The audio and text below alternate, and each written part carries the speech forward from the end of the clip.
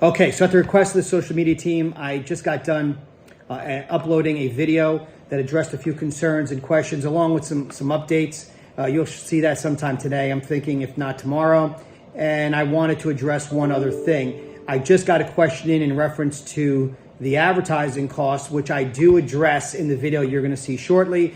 But I wanted to give a little more clarity, a little more fidelity on the nuance within that number, because apparently there are some that are so-called expert, but I want to make sure that people understand what's really going on here. So the reason we maintain an advertising cost of sales, or ACOS is how we refer to it, of 40%, or roughly in the neighborhood of 40%, is because this allows us to acquire customers at a faster rate, right? We already know 20-30% of all the customers we have are going to come back and buy again. They're repeat customers. At that time, that produces a much higher net margin, since there are no ACOS or ACOS associated with sending that back to that particular consumer, having that repeat customer.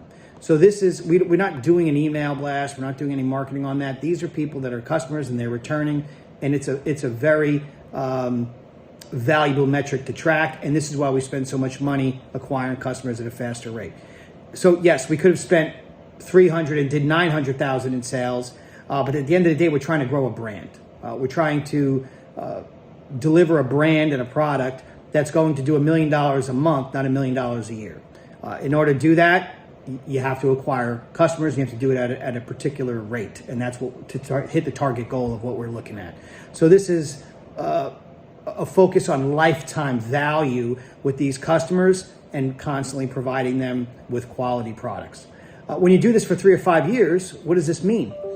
If you are consistently executing this strategy for a 3 or 5 year period, and you're releasing new products, and you're improving brand authority and growing the trust between you and the consumer, all of a sudden you turn around, it's year 6, and your Google spend, your Yahoo, Bing, Facebook, all of a sudden that ROI for those mixed in with the, or I should say consolidated with the repeat customers, now you're 4 to 1, 5 to 1, 6 to 1 on spend instead of 2 to 1.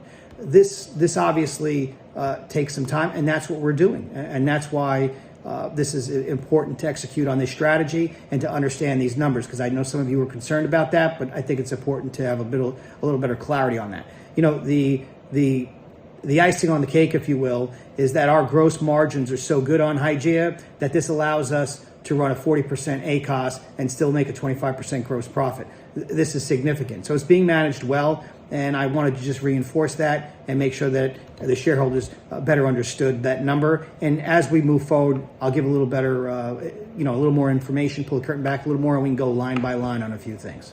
Hopefully this helped. Thank you.